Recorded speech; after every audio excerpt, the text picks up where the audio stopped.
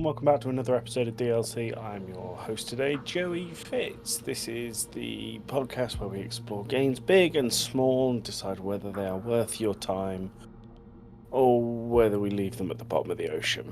Today, we're diving quite literally into an indie horror game called Helldive.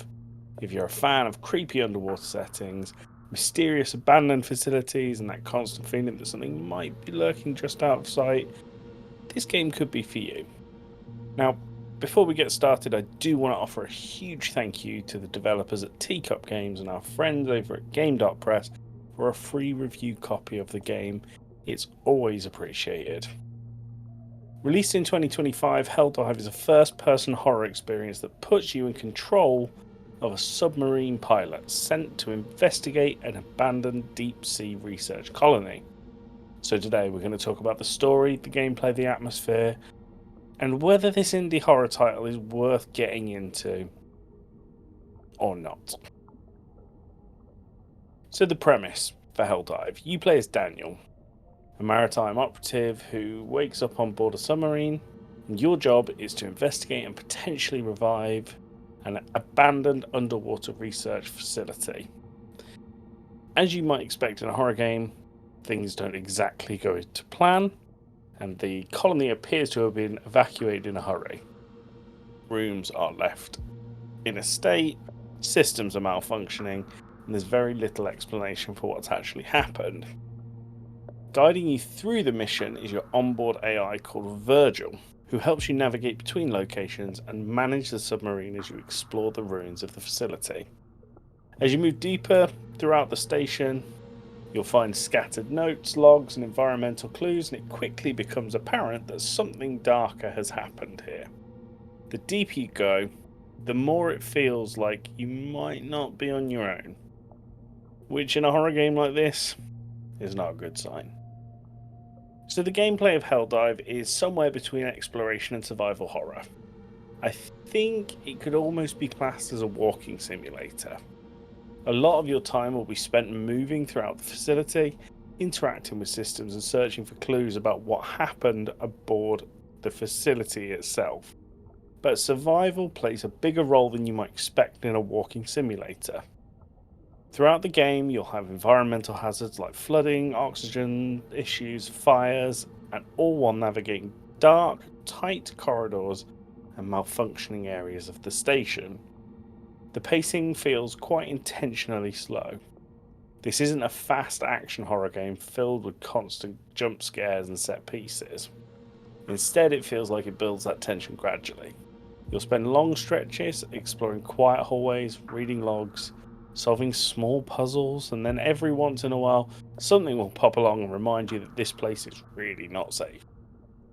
It's the kind of horror that creeps up on you rather than shouting in your face, and honestly, I think that sticks with you longer than Bloogie Boogie Boo horror. Now, where Helldive really shines is its atmosphere. The deep sea setting is naturally terrifying. Anyone with thalassophobia will tell you exactly this. But the darkness, the pressure, the isolation is the perfect recipe for a horror experience like this. Most of the game takes place in really tight corridors, in poorly lit rooms and quiet underwater facilities that look like they've been abandoned for years. And that's one of the most interesting parts of the game, the visual style.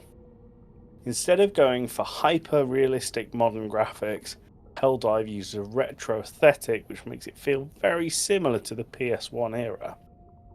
Textures are simple and the character models are slightly blocky.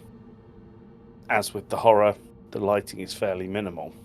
And at first that might sound like a limitation, but I think it actually works really well for the type of game this is.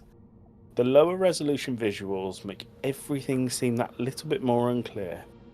Shadows blend together and details are really hard to work out, and your brain is filling in the blanks.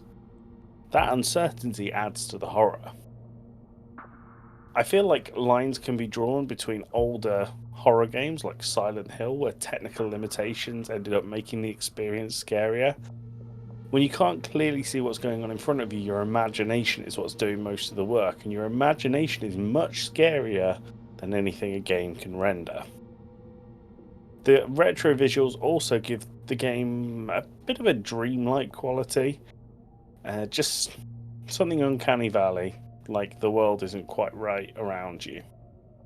And if you combine that with the sound design, that's the distant machinery humming, the strange metallic banging echoing through empty hallways.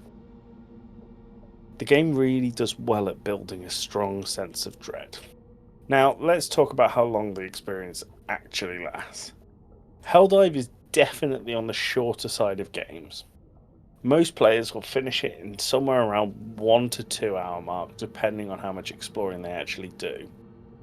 For some, this is a downside.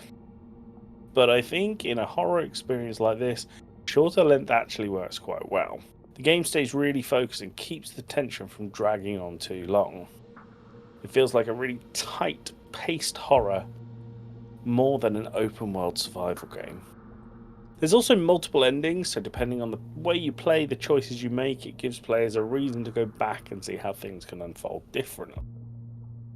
Whilst it's not a massive experience, it's one that's designed to be compact and quite memorable. I feel like I've spent a long time praising the game. There are a few downsides, and the biggest one is exactly that, the length of the game. Some players might finish the game and feel that there could have been so much more to explore to this underground colony. I have also found a couple of minor bugs and technical hiccups. I think this is fairly common for smaller indie titles, so I'm very willing to give it some slack for that. None of those issues completely ruin the experience, but they did take me out of the game at points where I was really invested. So the big question, is Helldive worth playing? I think if you like retro style, atmospheric horror games in mysterious sci-fi settings, then yeah, I think it's definitely worth setting out. The PS1 style graphics give a really eerie underwater setting, and the slow burn tension combines with that to create something that feels genuinely creepy. It's not going to be a blockbuster horror game, and it's definitely not going to be one of those games that you see loads of YouTubers playing for clickbait. Instead, it will create a compact and unsettling experience that sticks with you until you finish. And that's it for today's DLC. Once again, I really want to thank Teacup Games and our friends over at Game.Press for a review copy of the game. I really enjoyed my time with it, and I will definitely be going back to see some of those alternative endings. If you've not heard of or played Helldive, check it out. It's on the Steam store. It runs like an absolute dream. £6.69 full price. I think it's definitely worth a punt at that. But if you have played it, let us know. Tell me what you thought. Until next time, look after yourself. I've been Joey Fitz. Have a great day.